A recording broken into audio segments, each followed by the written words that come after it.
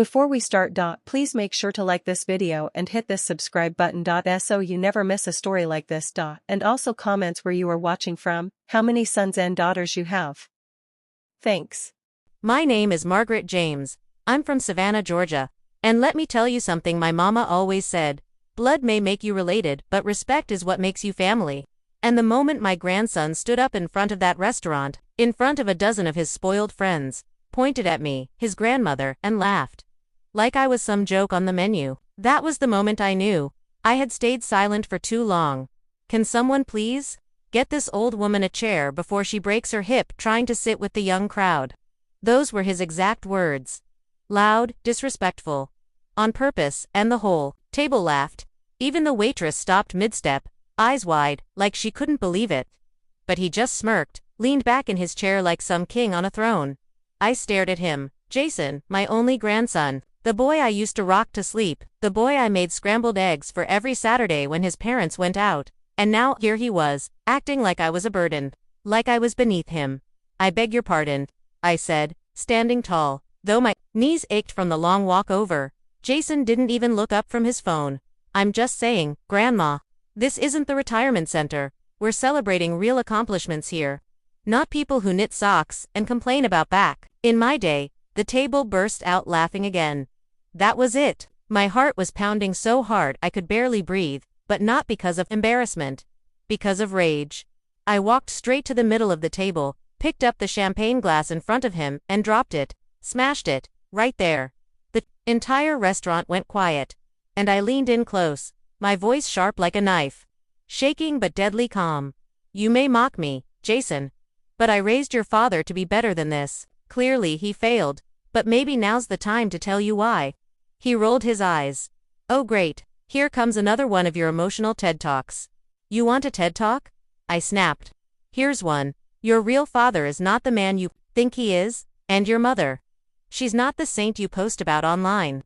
He froze. Oh, now he was paying attention. I turned to the room. People were watching now. Phones were probably already recording. Since this boy here wants to humiliate me in public, I said, louder, then let's talk about public truth. You all think he's some golden child, raised in a perfect household. Mommy and daddy with their matching luxury cars and holiday cards that belong in magazines. Jason stood up. Don't you dare. Grandma, this is my night. Then you should have kept my name out your mouth, I snapped. You should have remembered who paid your mother's rent the year you were born, who watched you when they left for months. Who covered up the biggest secret your parents ever had. Stop it, he yelled. You're ruining everything. No, sweetheart, I said coldly. I'm saving everything. Because if I don't say it now, you'll keep walking around thinking that disrespect is strength. That cruelty is clever. That being loud makes you right. He glared at me, but he wasn't laughing anymore. I used to protect you. Jason, I protected your mother's reputation when she got pregnant with you at 19 by a married man. I stayed quiet when your father, the one who raised you, found out the truth and almost walked out. I kept my mouth shut when your parents begged me to never tell anyone, and I watched you grow up in lies, thinking you were royalty. But you're not, you're lying, he whispered, his voice breaking. Am I? I asked, pulling the envelope from my purse. This is the DNA test you begged me to pay for 3 years ago when you said you were applying for some heritage scholarship. You never looked at the results, but I did. And I know the truth. He stumbled back a step. You were so quick to shame me in front of strangers, in front of your friends, but you forgot one thing. I have nothing left to lose. And I've kept enough secrets in my lifetime. I turned to the rest of the room again. You see, what they don't tell you about growing old is how invisible you become. You could walk into a room, heart full of love, hands full of stories, and still be dismissed like background noise. But we older folks, we don't forget. We remember who wiped their feet on us to climb higher. And we remember who needs a lesson in humility. Jason sat down, pale, speechless. Grandma, he whispered, please don't do this. But it was too late. Because the truth, it was mine to tell. So before you mock the ones who sacrificed everything for you, take a moment to ask yourself, what don't you know about the people who made your life possible? And if you're watching this thinking, that could never happen in my family. Think again, because sometimes, the people you look down on are the only reason you're standing tall. Stay tuned, because what happened next in that restaurant That was just the beginning. Asterisk, the silence in that restaurant was thick enough to slice through. You could have heard a pin drop or a heart shatter. Asterisk, Jason's face had gone pale. And suddenly the boy who mocked me minutes earlier, who'd leaned back in his designer shirt like a prince surrounded by his court, looked like a scared, little child. Asterisk, I said, I repeated, holding the envelope tighter in my hands. You never read your DNA results, but I did. I held on to this because I hoped one day you'd grow up enough to handle the truth with grace. But clearly you're not ready. Asterisk, Grandma, please, Jason muttered, his voice low now. Can we talk in private? Asterisk, no, I said firmly. You made this public. You made a joke out of me for laughs. So now, you'll sit there and listen to the truth, just like you embarrassed me in front of everybody. Asterisk, his friends exchanged uncomfortable glances. Some had already started gathering their things to leave. One girl was awkwardly scrolling her phone, pretending not to listen, though her screen was dimmed. The waiter stood frozen near the bar. The manager peeked from behind a door. Asterisk, Jason's voice cracked. You don't know what you're saying. My dad is asterisk, not your biological father. I said it with no hesitation. Your mother had a one-night affair with her married professor in college. She told me she regretted it, that it was a mistake. I didn't judge her, I supported her. I raised you when she didn't know what to do. I loved you like you were my own son. But love doesn't cancel out the truth. Asterisk, Jason sat down hard, covering his mouth like the words might choke him. I continued, and when she met your dad, the man who raised you, she never told him the truth. I did. I had to. I couldn't live with that kind of lie. Asterisk, Jason blinked. Wait, what? Asterisk, I nodded slowly. Yes, I told him. And you know what that man did? He stayed. He loved you anyway. He gave you his name, his time, his everything.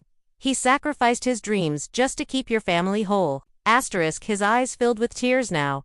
And I saw it, the beginning of shame. The unraveling. Asterisk, he knew.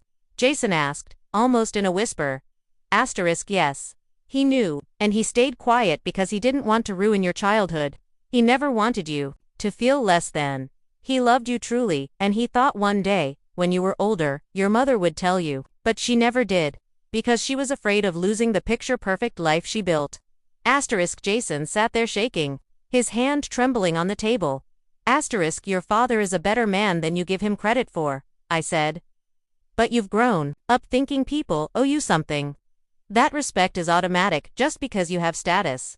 You think I don't belong at your party because I'm just an old lady. Boy, I built the foundation under your feet. I gave your mother shelter when she was alone. I watched you while she was out chasing a job or trying to forget her past. And this is how you repay me. Asterisk, I let that settle in. Let it sting. Asterisk, he didn't speak. Couldn't. Asterisk, so I leaned forward. My voice softened just a bit. Asterisk, let me ask you something. Jason, what does respect look like to you?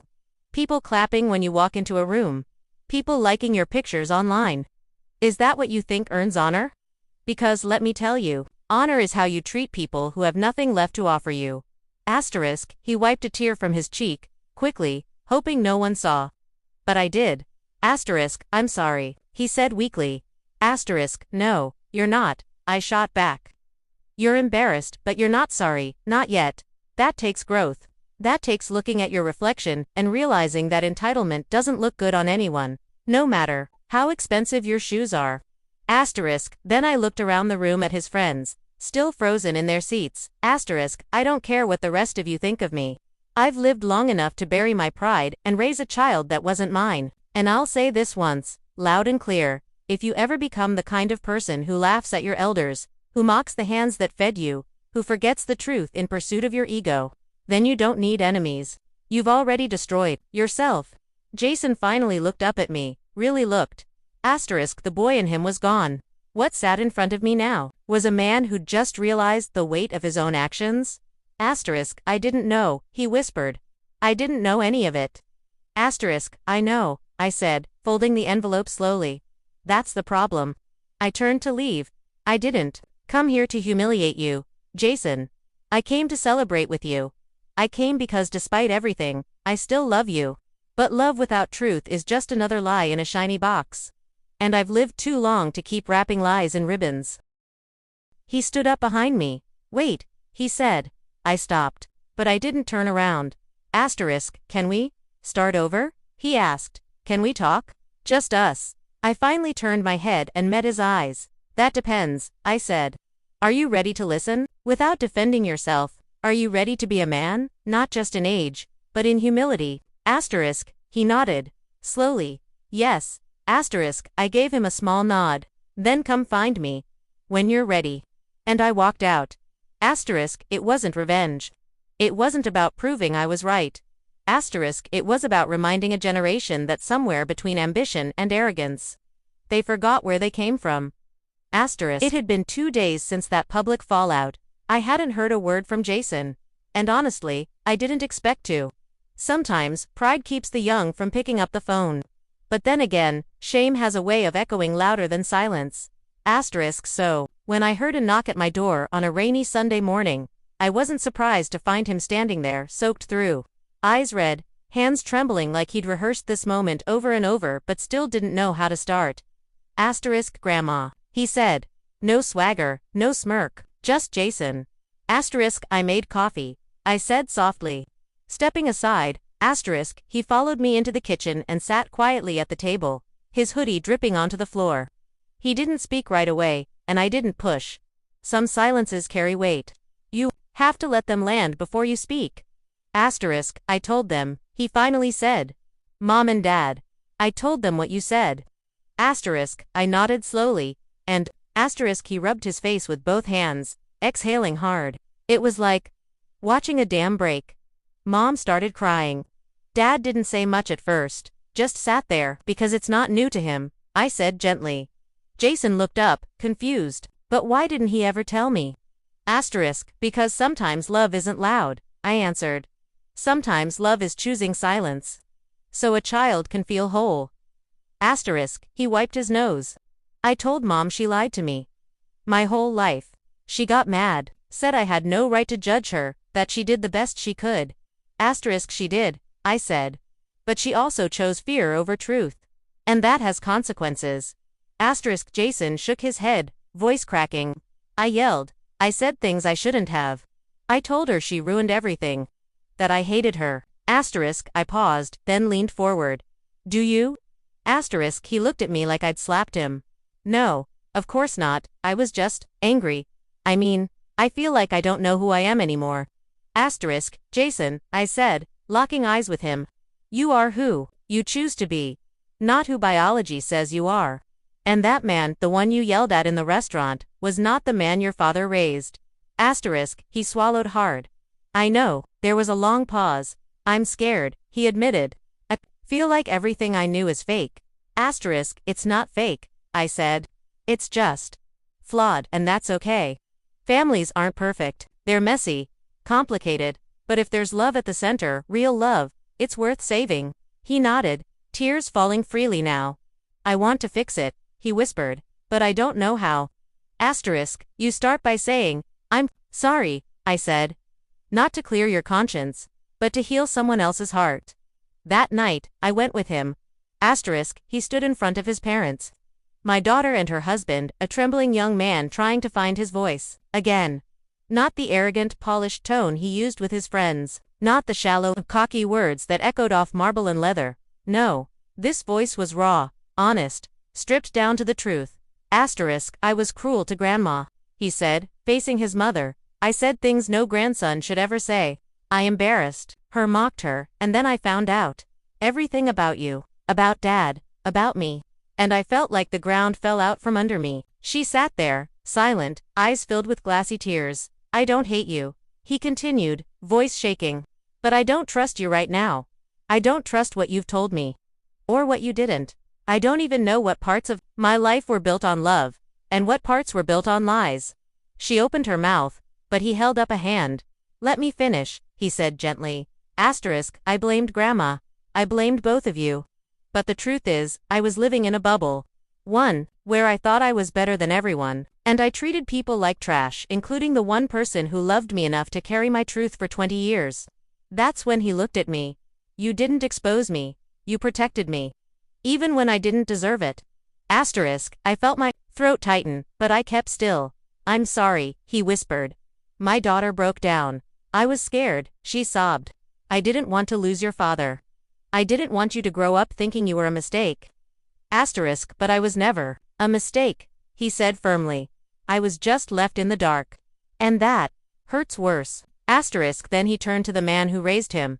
Dad, you knew. And you never treated me any different. Why? Asterisk, his father stood slowly, walked over, placed both hands on Jason's shoulders. Asterisk, because you're my son, he said simply. Because love isn't blood, it's a choice, and I chose you. Every day. Asterisk, Jason crumbled into his father's chest, and the two men cried like brothers who'd been apart too long. I stood near the doorway, silent witness to it all.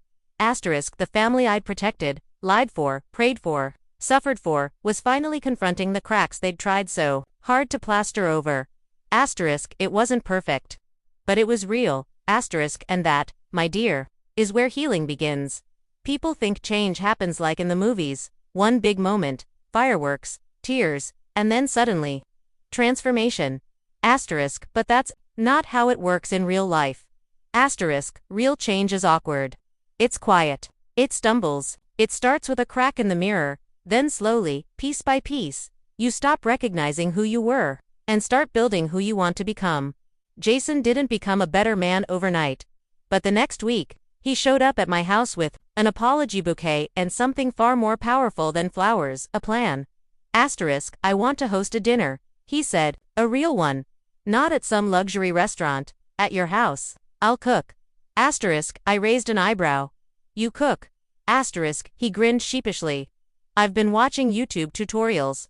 And calling Aunt Rita. Turns out, I'm not bad. Asterisk, I chuckled. All right, chef. What's the occasion?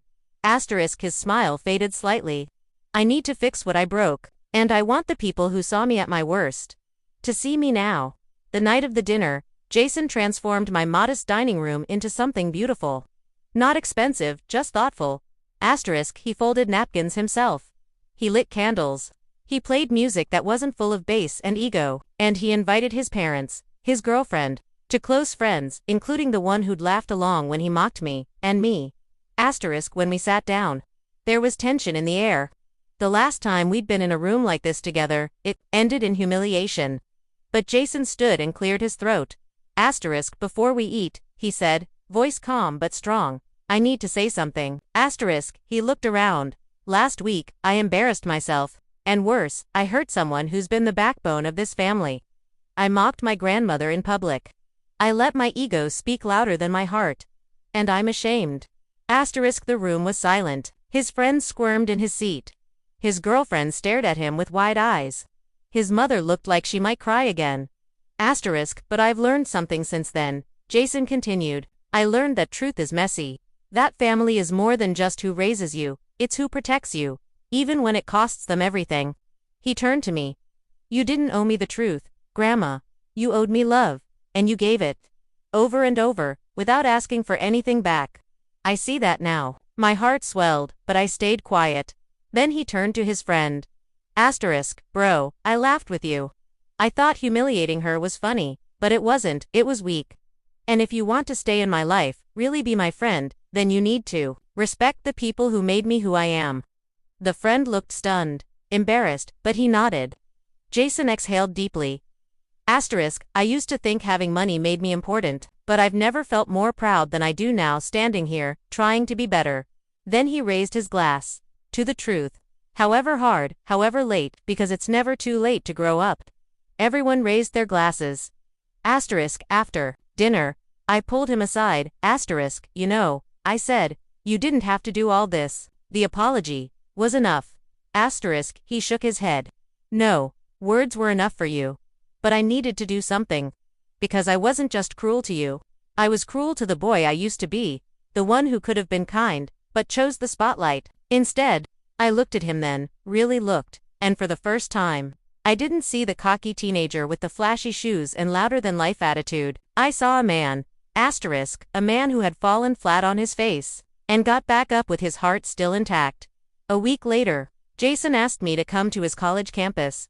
He was giving a talk at a youth conference on leadership. I'll be honest, I expected the usual show. Buzzwords, polished delivery. applause, asterisk, but what he did that day. He walked onto the stage, took the mic, and told the crowd the whole story. Every word, every failure, every truth, asterisk, and when he pointed to me sitting in the front row, that's my grandmother. She taught me everything I forgot to learn. The entire auditorium stood up and clapped, asterisk, not for him, for the truth, asterisk. That was the turning point. Not because he became perfect, but because he chose honesty over image, asterisk, because he chose us, his real family, over the crowd, asterisk, and because he finally realized, being strong doesn't mean being right, asterisk, it means being humble enough to admit when you're wrong, asterisk. Some things in life take years to bloom. A garden doesn't grow because you check on it every morning, it grows because you water it, even when nothing seems to be happening. That's how it was with Jason. The apology, the dinner, the speech, they were beautiful. But healing isn't loud, it's quiet, it's showing up, asterisk, and he did. Every Sunday after that, like clockwork. No matter how busy he got, classes, interviews, a girlfriend, internships, he showed up, asterisk, to help me cook, to walk with me at the park, to bring groceries, to listen, asterisk, and for the first time in years, I didn't feel like a shadow in my own family.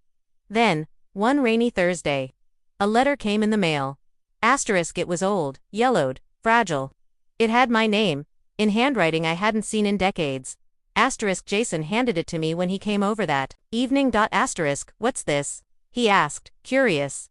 Asterisk, I sat down slowly, hands trembling. I recognized the handwriting instantly. It's from your father, I whispered. Jason froze. Asterisk, my real father? Asterisk, I nodded. He wrote this 20 years ago, but I never gave it to you, or your mom. Asterisk, Jason sat beside me. Why not? Asterisk, I looked at the floor. Because your mother begged me not to. She didn't want you to know.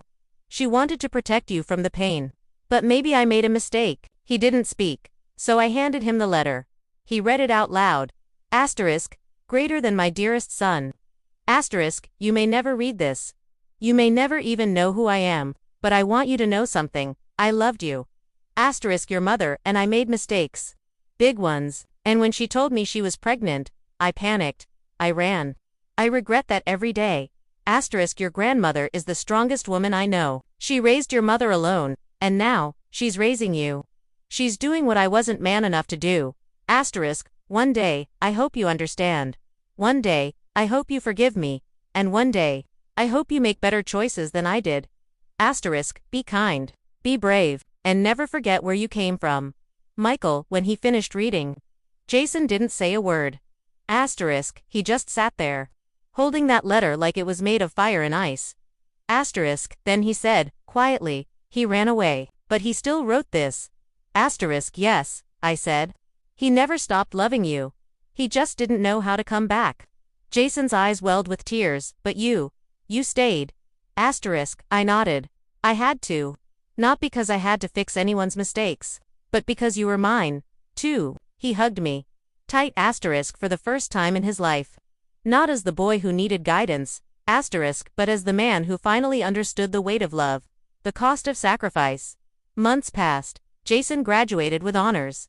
He got his first job, at a non-profit, not the highest paying option, but the one he said felt right.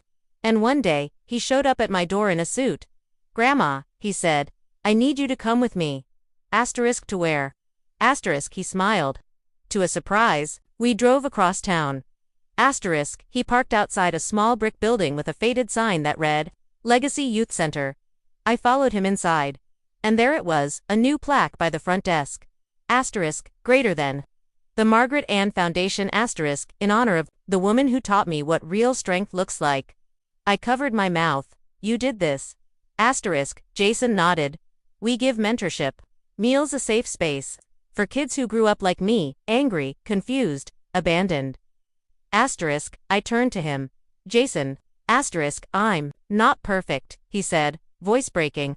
But I'm trying to give back what you gave me. I hugged him, and for the first time in years, I felt the world slow down. All the pain, the lies, the distance, the humiliation. It didn't disappear, but it meant something now. Because Jason was no longer the boy who mocked me in public. Asterisk, he was the man who stood tall. Because he finally understood the truth. Asterisk, not just about his parents, but about love, about legacy, about me. Asterisk, it's easy to judge people from the outside, easy to laugh, mock, ignore, but behind every quiet face is a story you haven't heard yet. Some people fight battles they never talk about. Asterisk, some carry secrets that aren't theirs to share. Asterisk, and some, like grandmothers, carry entire generations on their back without ever asking for applause. Asterisk, so next time you think someone is just old, remember this: they survived things you're only just beginning to understand. They're not a burden, they're the reason you're still standing. Asterisk, if this story touched you, if you have someone in your life who's always been there, quietly loving you behind the scenes, call them, hug them, say thank you before it's too late, because love doesn't always look the way you expect, but it always finds a way.